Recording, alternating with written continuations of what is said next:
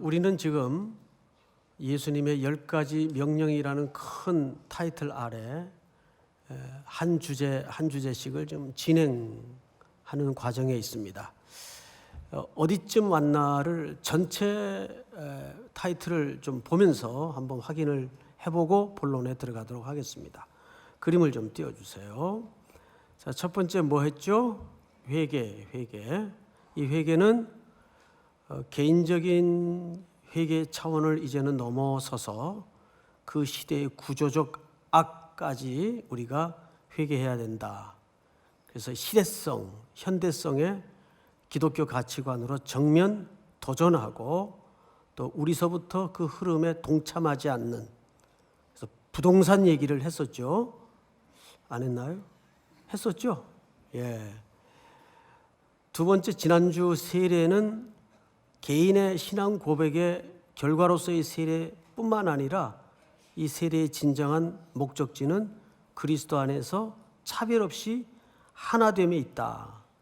온전한 공동체성을 강조했었습니다. 이제 오늘 다룰 주제는 말씀 안에 거하기입니다. 말씀 안에 거하기. 이 위치를 기억하시고 오늘 본문을 좀 보실 텐데, 내용은 여러분들에게 낯설지 않은 익숙한 내용입니다. 사울이 왕이 되자마자 하나님께로부터 명령을 하나 받아요. 그 명령이 너는 가서 아말렉을 진멸하라. 이 아말렉과의 이스라엘 관계는 오랜 역사적 뿌리를 갖고 있습니다. 홍해를 건너서 구원받은 이후에 가장 먼저 도전해온 민족이 아말렉입니다. 그러니까 아말렉이 갖는 영적인 의미는 이렇습니다. 우리가 구원을 얻었지만 여전히 우리 속에 일어나고 있는 육의 싸움을 얘기하는 거예요. 우리가 구원 얻었지만 구원 얻는 동시에 모든 상태가 깨끗이 클리어되어서 완전히 새로워지는 건 아니란 말이에요. 신분은 바뀌었는데 여전히 내 안에 구석구석 들키지 않게 옛사람의 희미한 그림자가 있어요. 또 옛사랑의 희미한 추억이 있어요. 이런 것들이 새로운 나를 향해 가는데 계속 장애물이 되고 걸림돌이 되고 우리를 괴롭히는, 그래서 우리에게 갈등을 일으키는 싸움이 된다, 그 말이에요. 이 아말렉이라는 존재는 그런 영적인 의미가 있었기 때문에 하나님께서 세월이 지나도 이스라엘 백성들에게 진멸할 것을 강력히 강조한 대상이 바로 이 족속입니다. 그 명령을 사울에게 첫 번째로 하신 거예요. 그런데 이 전쟁의 목적뿐만 아니라 방식까지 가르쳐 주십니다. 남녀 소아 젖먹이 모든 가축대까지 숨붙어 있는 것은 하나도 남기지 말고 온전히 진멸할 것을 명령합니다. 이걸 히브리인들에게는 헤렘법이라 그래서 죽이는 것 자체가 목적이 아니라 죽여서 그것을 하나님 앞에 드리는 것이 진짜 목적지예요. 사울은 이 명령을 받았고 당연히 20만 명이 넘는 어마어마한, 그러니까 거의 전 백성이 다 동참했다고 보면 틀리지 않아요. 전쟁을 치루었습니다. 이겼고 돌아왔어요. 그런데 그날 밤에 그 사울에게 기름 부었던 사무엘 선지자에게 하나님이 나타나신 겁니다. 그리고 천둥 같은 말씀을 하시는 거예요. 그 본문이 오늘 10절입니다. 10절을 보시면 이렇게 돼 있어요. 여호와의 말씀이 사무엘에게 임하니라 이르시되 내가 사울을 왕으로 세운 것을 뭐한다? 후회하노니. 자, 여기서 우리는 턱 걸려야 돼요. 야, 이거 이상하다. 하나님은 실수가 없고 전지전능하신 분일 텐데 우리가 배운 상식대로라면 분명 하나님이 후회하셨다라고 표현하는 걸로 봐서 하나님에게도 실수가 가능하구나, 오류가 있을 수 있구나, 이렇게 오해할 수가 있어요. 자, 민수기 성경을 한번 띄워드릴까요? 이렇게 되어 있습니다. 같이 읽죠. 시작. 하나님은 사람이 아니시니 거짓말을 하지 아니하시고 인생이 아니시니 후회가 없으시도다. 어찌 그 말씀하신 바를 행하지 아니하시며 하신 말씀을 수행하지 아니하시니. 분명히 모세오경 속에도 하나님은 후회가 있다고 했습니까? 없다고 했습니까? 후회하실 수가 없다 그랬어요. 왜? 무오하시고 전지전능하시니까. 근데 또 오늘 성경은 후회하셨다라고 돼 있어요. 자, 이걸 보통 이제 우리가 본문적 갈등이라 그래요. 자, 여기에서 우리는 해석하는 방법이 있습니다. 문맥에 따라서 이 니함이라는 히브리 말은 다르게 번역이 될 수가 있어요. 여기서 이 니함이라는 히브리 말은 말 그대로 후회라는 단어보다는 사실 한탄하셨다라는 뜻입니다. 그걸 조금 더 극적으로 수사적 표현을 하기 위해서 후회하셨다. 이 엄마들도 아이들을 양육하고 키우다 보면 때려도 안 듣고 설득해도 안 듣고 빌어도 안 듣는 별종들이 가끔 나오죠. 집집마다. 그렇죠? 없나요? 그런 사람들이? 그런 사람들이 주변에 가끔 있어요. 그러면 이제 엄마께서 이제 눈물을 흘리면서 하소연을 하고 속상하니까 정말 순식간에 안 할 말까지 하시는 분들이 있어요. 저는 이렇게 말하는 어머니도 들어봤어요.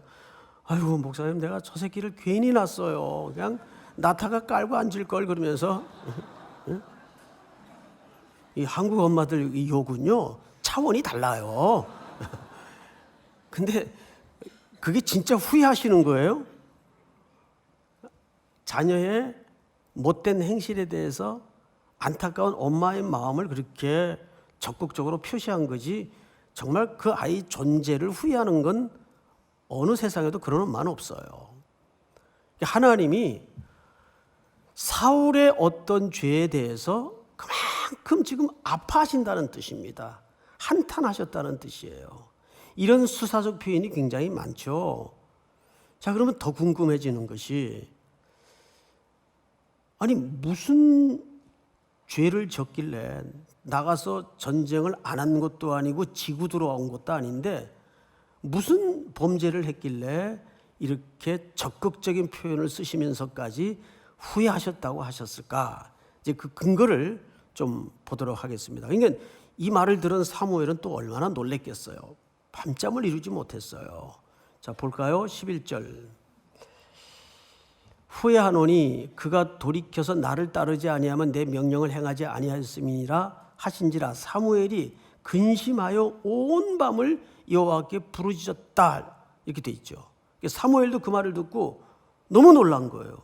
야, 하나님이 이렇게까지 극적으로 표현을 하신 적이 없는데 이게 무슨 일일까? 밤을 홀딱 세워 부르짖는 가운데 아침에 찾아갈 채비를 챙긴 거죠. 12절 볼까요? 한번 같이 읽읍시다. 시작. 사무엘이 사울을 만나려고 아침에 일찍 일어났더니 어떤 사람이 사무엘에게 말하여 이르되 사울이 갈멜에 이르러 자기를 위하여 기념비를 세우고 발길을 돌려 길갈로 내려갔다 하는지라. 막 채비를 챙겨서 나가려고 하는데 어떤 사람이 선지자에게 넌지시 한마디 일러줍니다. 선지자님, 지금 사울 왕 만나러 가는 길이시죠? 예, 그렇습니다. 이거 말씀 드려야 될지 안 드려야 될지 모르겠는데 알고는 계십시오. 그분 지금 길갈로 가는데 가기 전에 갈멜에 둘러서 자기를 위하여 뭘 세웠다고 되어 있죠? 기념비를 세우고 길갈로 갔습니다. 그러면 이 기념비는 문맥상 어떤 기념비일까요? 전쟁의 승리에 대한 기념비인데 누구의 기념비라고요? 자기 기념비. 전공을 기념하고 싶은 인간의 그 긍지와 자랑이 표출되어서 이런 기념비 세울 생각을 먹었던 것 같아요. 자, 그러면 근본적으로 한번 따져봅시다. 이스라엘의 안위와 안보는 어느 시대 어느 경우에도 그 승패는 누구 손에 있었습니까? 하나님 여호와 손에 있었어요. 그러면 이 전쟁의 승리를 당연히 누구에게 돌려야 옳았을까요? 그런데 자기 기념비를 세웁니다. 내가 20만 넘는 병력을 끌고 가서 이 전략과 이 수로 이겼다 이거예요. 그 불편하고 불길한 소식을 들은 사무엘이 급히 사울 왕 앞에 도착을 했어요. 13절. 사무엘이 사울에게 이른즉 사울이 그에게 이르되 원하건대 당신은 여호와께 복을 받으시옵소서. 이 정치적인 발언이죠. 내가 여호와의 명령을 행하였나이다 하니, 사울 입장에서는 표면적으로 하나님의 명령을 다 지킨 것 같아요. 왜? 나가서 싸웠고 이기고 돌아왔기 때문에. 자, 그런데 하나님은 목적을 성취하는 데에만 관심을 갖지 않아요. 그 목적을 성취하는데 과정도 옳았나에 하나님은 똑같은 관심을 갖고 있었단 말이죠. 그러자 14절을 보실까요? 같이 읽습니다. 시작. 사무엘이 이르되 그러면 내 귀에 들려오는 이 양의 소리와 내게 들리는 소의 소리는 어찌 됨이니까 하니라. 그 소리를 대화를 이루고 있는 가운데 저 장막 뒤편에서 안 들리던 소리 하나가 들려요. 짐승 우는 소리 들려요. 이 웬 소리입니까? 안 듣던 소리인데. 그러자 사울이 급격히 당황을 하면서 이런 얘기를 합니다. 15절. 사울이 이르되 그것은 무리가 아말렉 사람에게서 끌어온 것인데 백성이 당신의 하나님 여호와께 제사하려 하여 양들과 소들 중에서 가장 좋은 것을 남김이요 그 외의 것은 우리가 진멸하였나이다 하는지라. 자, 사울의 얘기입니다. 잘 다시 눈으로 보세요. 사울이 지금 이 짐승들을 남긴 핑계를 누구에게 뒤집어 씌우고 있습니까? 무리, 백성. 맞죠? 예. 그건 제가 한 게 아니고 백성들이 전쟁하다가 가장 좋아 보여서, 가장 살찌고 기름져 보여서, 그것도 누구에게 제사 드리려고, 당신의 하나님께 제사 드리려고 쓸 때 필요할 것 같아서 남겨둔 것뿐입니다. 근데 정말 그럴까? 정말 그럴까요? 구절을 보세요. 제가 읽습니다. 사울과 백성이 아각과 그의 양과 소의 가장 좋은 것 또는 기름진 것과 어린 양과 모든 좋은 것을 남기고 진멸하기를 즐겨 아니하고 가치 없고 하찮은 것은 진멸하니라. 자, 여기 주범이 누굽니까? 주어가 누구로 돼 있어요? 사울입니다. 사울이 자기가 주도해서 값진 것은 남기고 하찮은 것, 쓸데없는 것은 죽여놓고 그 모든 책임을 사무엘이 다급히 추궁하니까 누구에게 뒤집어 씌우고 있어요? 백성 무리에게 뒤집어 씌우고 있어요. 이게 누가 한 전형적인 패턴이냐면 빌라도가 저지른 실수예요.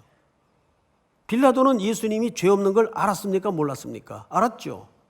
그런데 손을 씻으면서 난 죄 없다. 너희들이 요구해서 내주는 거다. 맞죠?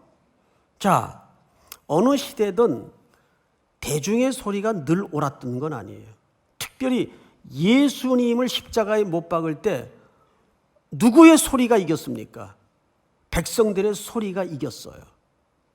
그 결과로 예수님은 그들의 죄를 끌어안고 십자가 위에서 오해와 모욕과 저주를 뒤집어 쓰고 죽으셔야만 했습니다. 그런데 사울은 뒤집어서 그 모든 책임을 빌라도처럼 누구에게 뒤집어 씌우고 있죠? 백성들, 무리들이.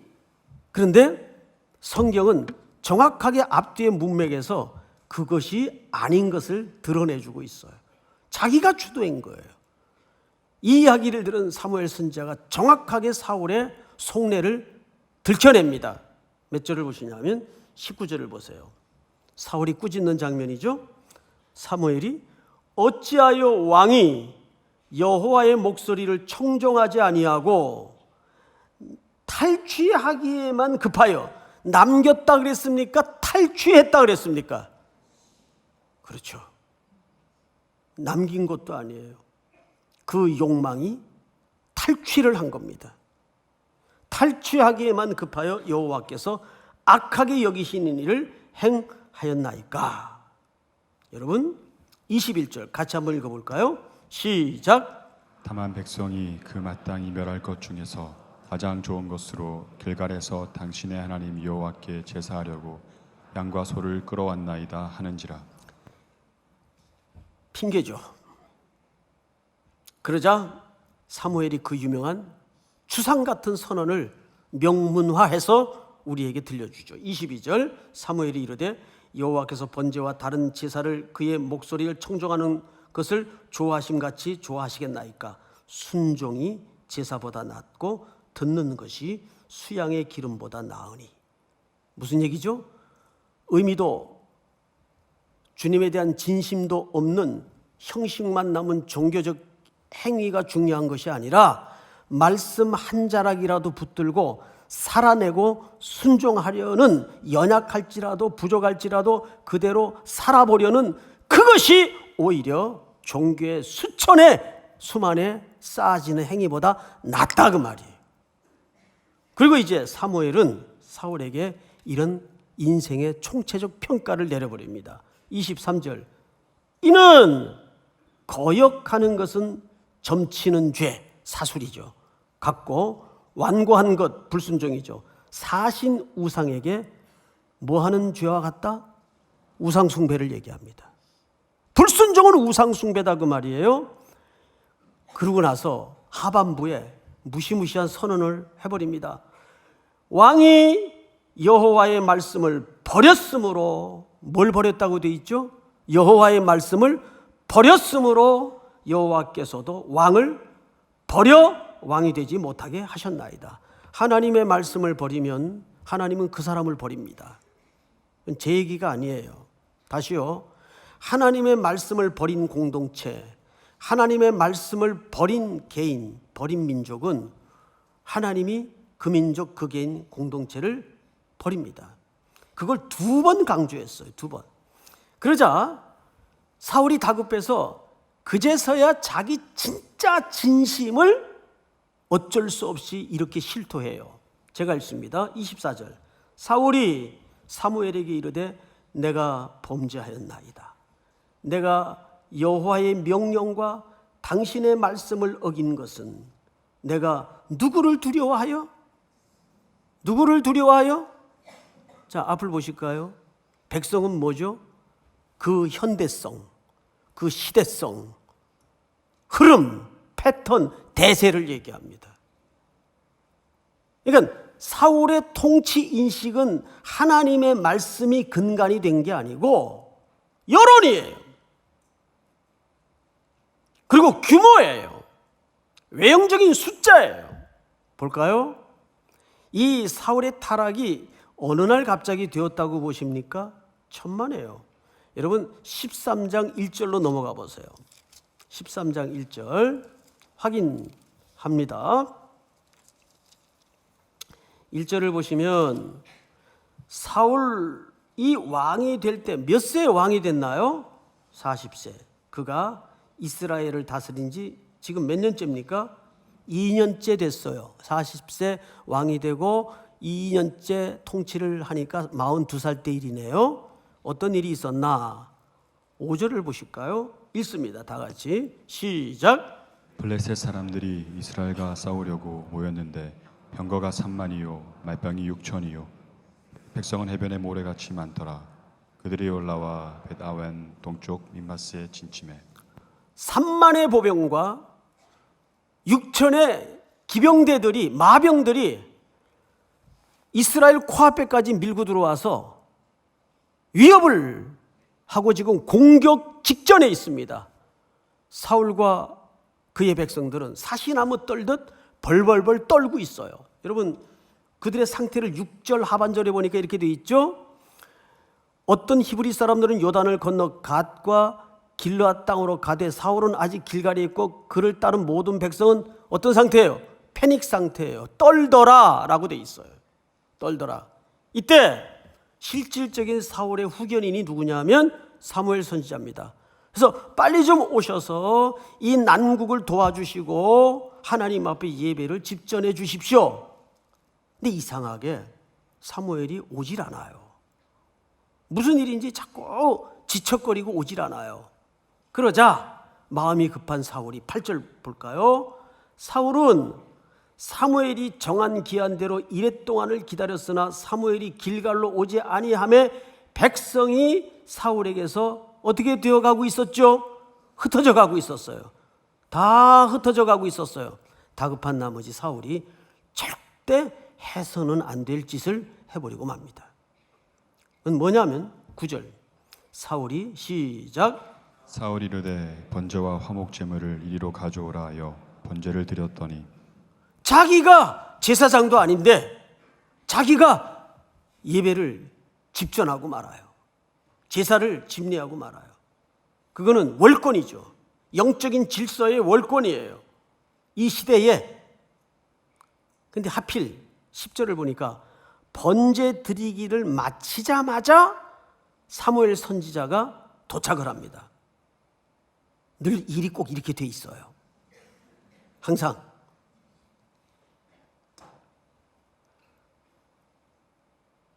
집값 안 오른다 그래서 팔았는데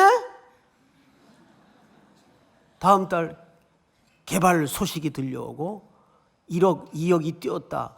그래서 숨을 끊고 하는 기사들을 봐요.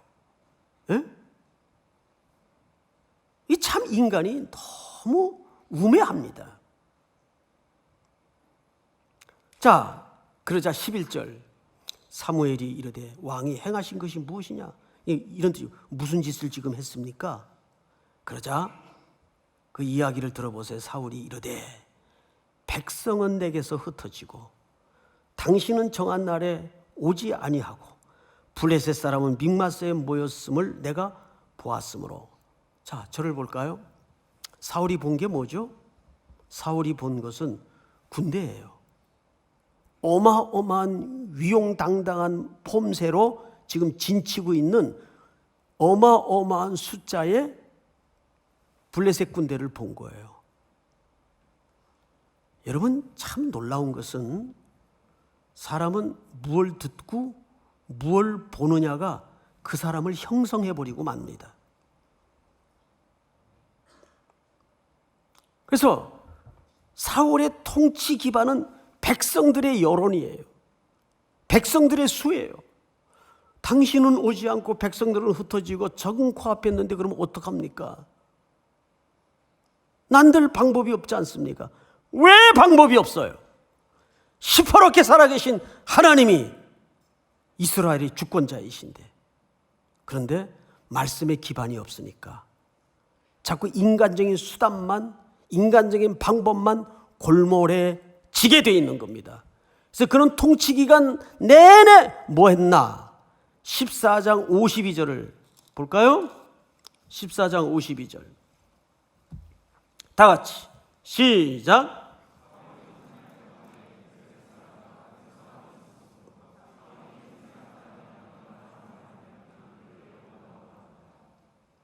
예, 왕으로서, 나라의 지도자로서 사울이 정말 주력했어야 될 초점은 어떻게 하든 백성들로 하여금 하나님을 향하고 하나님을 의지하도록 만들었어야 옳았을 텐데, 그는 세력을 키우고 힘을 모으는 데만 통치기간의 모든 에너지를 집중하고 말았습니다. 그래서 아말렉과 싸울 때에도 20만 명 넘게 데리고 나갔어요. 근데 규모가 중요한 게 아니에요. 전쟁의 방식을 하나님이 기뻐하는 방식대로 하지 않았어요. 우리가 오늘 살펴본 대로라면 결국 왕이 여호와의 말씀을 버렸으므로 여호와 하나님께서 왕을 버렸습니다. 자, 이제 우리는 이 즈음에서 이 본문이 우리에게 어떤 적용거리를 심각하게 던져주고 있는가를 좀 생각해 보도록 하겠습니다. 제가 오늘 자료를 좀 몇 개 갖고 나왔는데,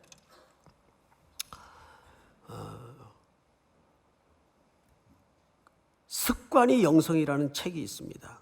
그 저자는 제가 지금 누군지 정확히 기억을 못 하겠는데, 그 책을 이제 제가 좀 발췌를 했는데 이런 글이 있어요.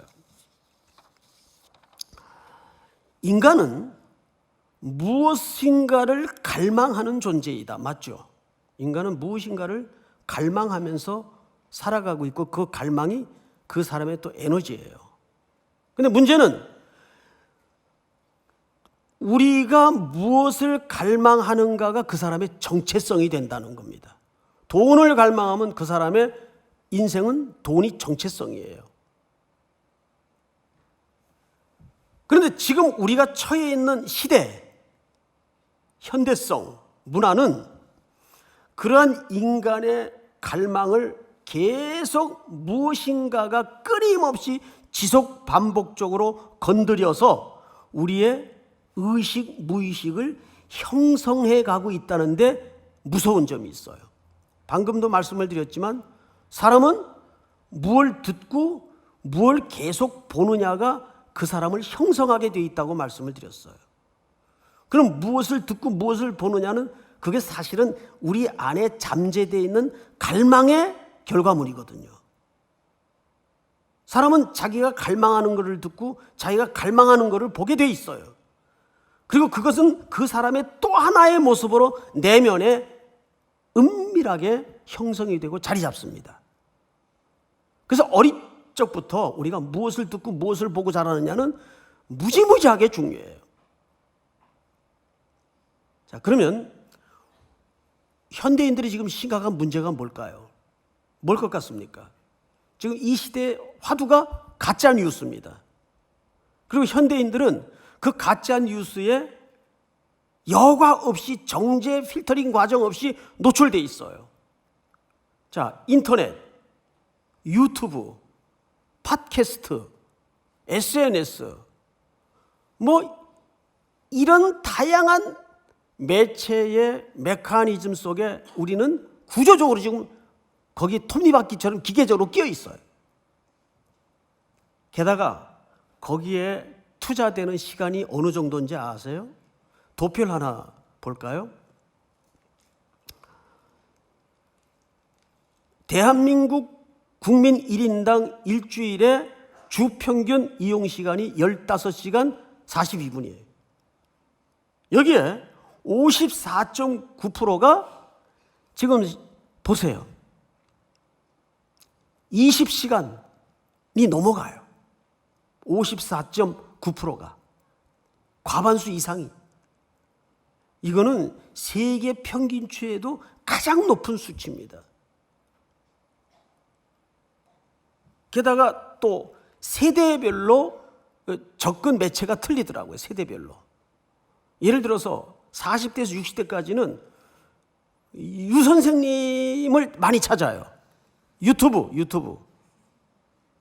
근데 저도 이제 뭐 검색을 하려면 유튜브도 들어가 보거든요. 그럼 거기 또 연관된 스크린이 옆에 쫙 뜨잖아요. 온 쓰레기 같은, 정말 거지 발사기 같은 내용들이, 쓰레기 같은 뉴스, 가짜 뉴스들이 막 떠 있어요. 여과 없이. 이 보통 심각한 게 아니에요. 그러니까 유튜브는 접근이 쉬우니까 이제 연세 조금 높아지면 그쪽으로 많이 쏠리는 것 같아요. 그리고 20, 30대는 인터넷.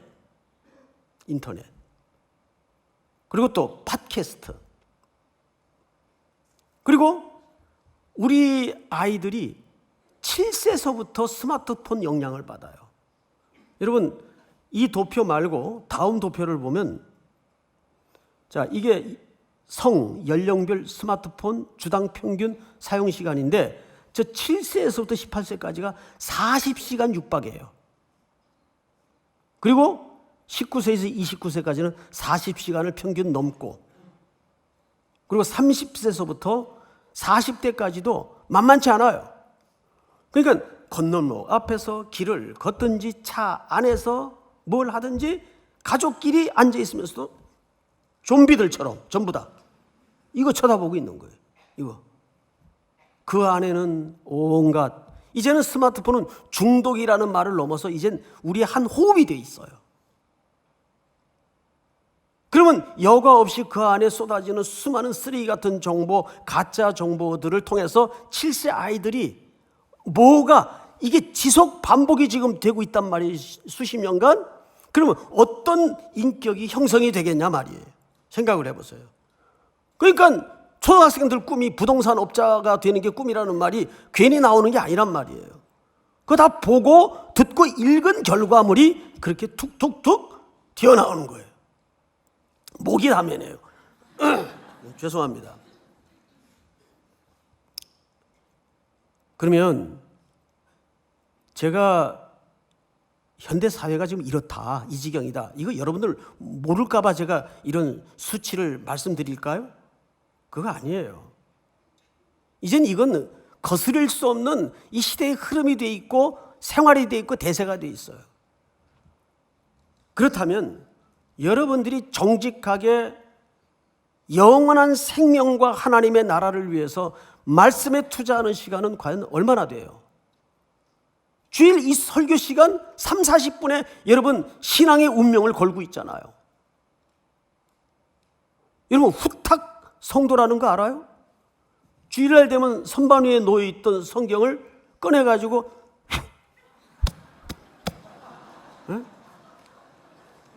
먼지는 털고 와야 되니까 이게 후탁 성도예요. 예?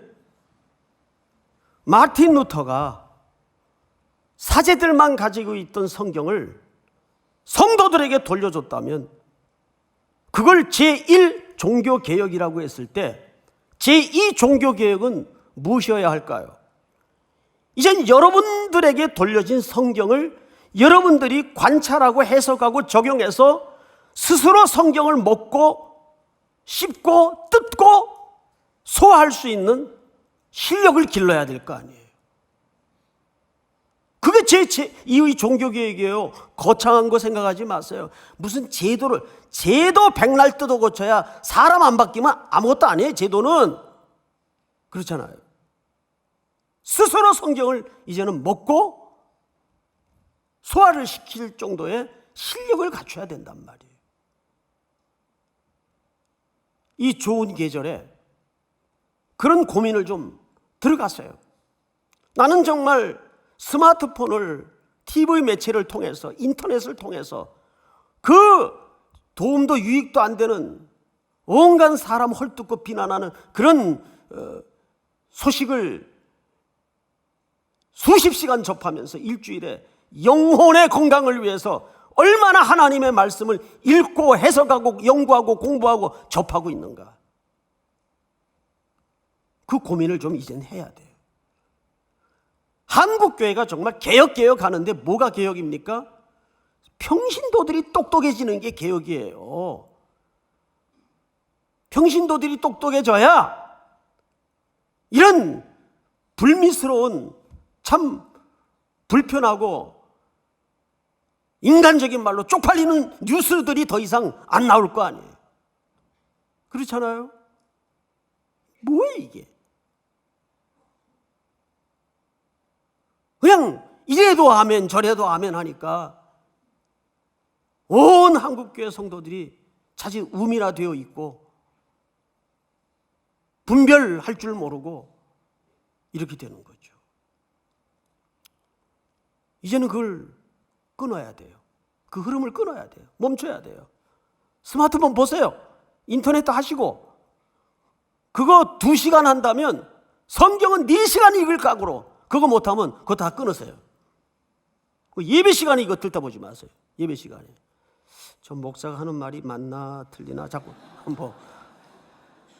뭐 틀릴 수도 있겠죠. 나중에 예배 끝나고 나서 따지든지 하시고 예배 시간은 스마트폰 보지 마세요. 진짜입니다. 신령과 진리로 예배 드리는 게 뭐예요? 말씀에 집중하고 그분께만 집중하는 게 신령과 진리로 드린 예배 아니에요? 이것은 한 주간의 설교로 끝날 일이 아니라 우리의 생활 패턴을 새롭게 해야 됩니다. 나에게 노출되어 있는 그 정보를 어떻게 걸러내야 되는가. 그래서 마지막으로 5부 예배니까 조금 이제 후에 431 예배밖에 없어요. 그 삼성 그 전자연구원 그 권모 씨가 가짜 뉴스를 구별하는 방법 이래 가지고 그 루머의 전파 패턴 5가지를 나름 경험을 근거로 해서 써놓은 글이 있는데 이걸 뭐 일일이 다 읽어드릴 수는 없고 중요한 것만 몇 개 좀 소개를 드리고 마칠까 합니다. 그런 이제 미디어를 통해서 오늘 가장 그 심각한 사회 문제가 가짜 뉴스예요. 그리고 가짜 뉴스를 그 생산하는 그 근거지도 뭐 일간 신문에서 발표를 했죠. 그 진위는 더 좀 들여다봐야 되겠습니다만은 뭐 기독교 단체가 걸려들었어요. 첫째, 루머는 지속적이고 반복적이에요. 끊어질 듯 말 듯 계속 재생산됩니다. 그래서 결국에는 누구나 한 번쯤 들어본 이야기로 번지고 말아요. 루머는. 두 번째, 이거는 소규모적으로 친소의 여부에 따라서 친한 사람들에 의해서만 산발적으로 퍼져나갑니다. 그러다 보니까 어떤 현상이 나타나는지 아세요? 친한 사람들끼리 주고받는 이야기 속에 전달이 되다 보니까 편향적이 돼요. 극단적이 돼요. 그리고 매도를 하게 됩니다. 매도를. 그러면 그것이 만약에 진위가 아닌 거짓으로 나중에 판명이 될 때는 그 사람은 어떻게 되는 거예요? 그 대상은. 우리 실제 그래서 끔찍한 사건이 많이 일어났잖아요. 인격살인이에요. 그런 거. 루머는 인격살인이에요. 그리고 루머는 책임 소재가 없어요. 그리고 따라서 책임도 지지 않습니다. 왜? 소재가 늘 불분명해요. 누가 그러는데 누가 그러긴 자기가 그러는 거지. 99%가. 그리고 말을 이렇게 내 가장 친한 친구의 언니의 남자친구의 오빠의 여자친구가 들은 얘기인데 어떻게 잡어 이거를. 이걸 어떻게 따져요? 그러니까 자기가 직접 듣고 직접 눈으로 확인되지 않은 이야기는 퍼뜨리지 마세요. 그리고 자기가 직접 듣고 눈으로 본 것도 허상일 때가 많아요. 그 이면에 내가 본 게 다가 아닌 게 드러날 때가 얼마나 많아요. 그런 사정이 있었구나. 그런 사정이 있었구나. 어느 지하철에서 눈이 풀린 아빠가 애 둘을 데리고 탔는데 애들이 막 난리를 치는 거예요. 그래서 어느 아주머니가 좀 야단을 치고 말렸어요. 그제서야 정신이 난 아버지가 그 아이들을 손으로 붙잡고 죄송하다고 용서를 구하고 사과를 했어요. 그래서 나중에 푸념처럼 넋두리 겸 나오는 얘기가 방금 아내의 장례를 치르고 오는 길이에요. 이제 이 어린 애들을 데리고 어떻게 살아가나. 딱 팩트만 봤을 때는 짜증나고 저런 무례한 아이들 아빠가 어디 있나 그랬는데 그 이면의 속사정을 들어보니까 이건 참 가슴 아프게 긍휼히 여겨야 할 스토리가 그 안에 또 담겨 있는 거예요. 이런 게 얼마나 많아요. 그러니까 우리가 느끼고 본 게 전부가 아니란 말이에요. 그렇죠, 여러분? 전부가 아니에요. 루머는 사회를 병들게 만들고 양극화시켜버리고 공동체를 깹니다. 사랑하는 우리 3일의 성도 여러분, 이 말씀이 단순히 그런 루머에 휩쓸리지 마자 이런 차원이 목적지가 아니라 하나님의 말씀으로 가치관을 지속 반복해서 새롭게 하는 겁니다. 믿습니까? 그 길만이 우리가 이 거대한 시대의 흐름을 끊을 수 있는 겁니다. 이거 순종하기로 작정할 때 이 시리즈의 이유가 명분이 서는 거예요. 오늘 이 말씀을 다시 한번 붙들고 또 세상을 향해 출발하는 여러분들의 귀한 걸음들이 될 수 있기를 축복합니다. 다 일어나십시다.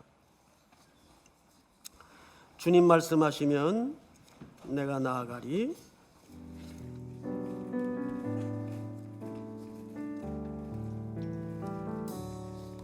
주님 말씀하시면 내가 나아가리라. 주님 뜻이 아니면 내가 멈춰서리라. 나의 가고 서는 것 주님 뜻에 있으니 오 주님 나를 이끄소서.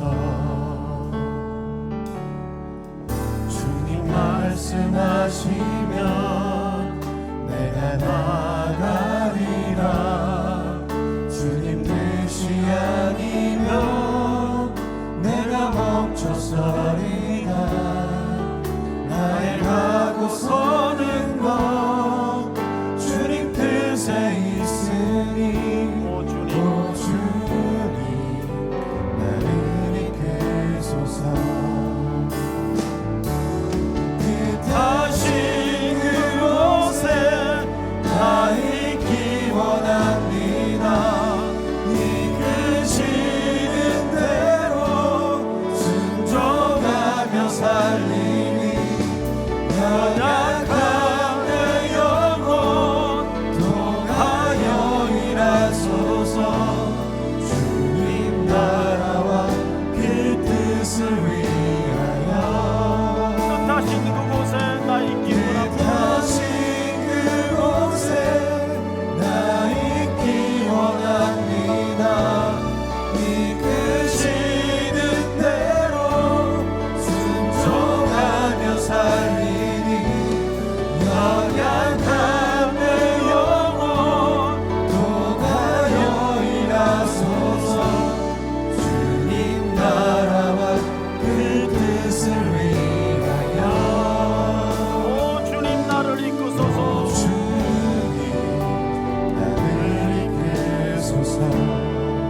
우리 한번 기도합시다. 오늘 주신 말씀 붙들고 우리가 이 거대한 시대의 필요에 대해서는 부정할 수 없지만 그것을 덮고도 남을 수 있는 바른 성경의 가치관으로 하나님의 말씀에 창념하여 말씀 안에 거하며 무장할 수 있는 우리 그리스도인들이 될 수 있도록 도와주시고, 루터가 성경을 평신도들에게 돌려줬다면 이제 그 성경을 여는 것이 우리의 과제입니다.